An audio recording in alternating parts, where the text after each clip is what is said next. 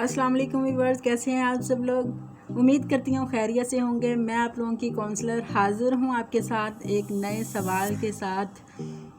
एक सवाल मेरी एक क्लाइंट ने मुझसे पूछा कि मैम मुझे सोचने की बीमारी है। मैं हर वक्त कुछ ना कुछ सोचती रहती हूँ।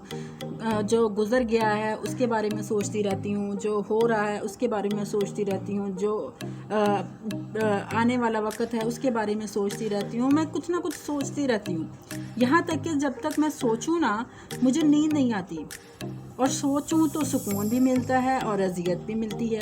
तो इसका हल क्या है?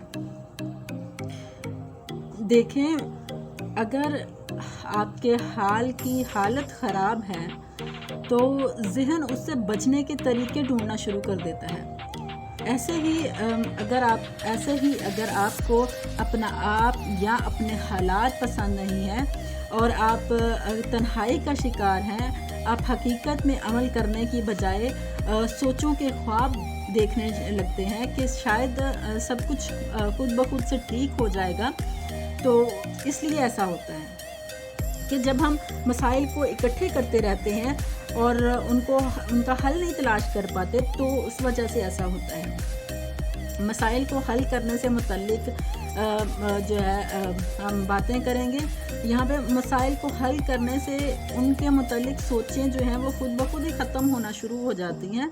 मज़ीद भी हम इसके कुछ हल हो सकते हैं। मज़ीद इसके कुछ हल हो सकते हैं। नंबर 1 पे आ सकता है कि सोचों को नज़रअंदाज करने की बजाय, उनको इग्नोर करने की बजाय आप उनको पॉइंट्स की सूरत में लिखना शुरू कर दें। नंबर 2 कि आप किसी अपने ऐसे दोस्त के साथ में इंटरेक्ट करें, उनसे बातचीत करें जिन पर आप मुकम्मल एतमाद करते हैं। थर्ड हल इसका ये हो सकता है कि आप एक सोचने का वक़्त मुकर्रर कर रहे हैं। मिसाल के तौर पे कि आपने एक वक्त मुकर्रर कर लिया है कि आप 3 से 4 बजे के दरमियान में आप 1 घंटा आपने रख लिया है कि इस टाइम पे मैं सिर्फ सोचूंगी, ठीक है। तो आप उस वक़्त को जो है वो सोचने का टाइम, थिंकिंग टाइम जो है उसको नाम दे दें।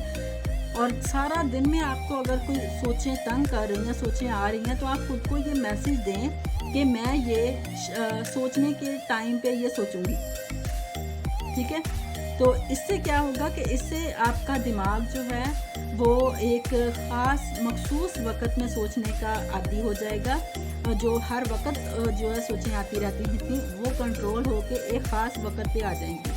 शुरू में आप ये सोचने का वक़्त जो है वो 1 घंटा हो सकता है, और इसको आप आहिस्ता कम करके इसको 15 मिनट तक ला सकते हैं।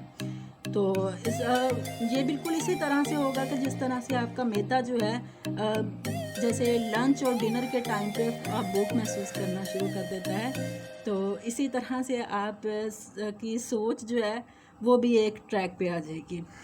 आपको सॉल्यूशन अच्छा लगा हो तो हमारे चैनल को सब्सक्राइब कीजिएगा, लाइक कीजिएगा, अपने कमेंट से ज़रूर नवाजिएगा। दुआओं में याद रखें। अल्लाह हाफ़िज़।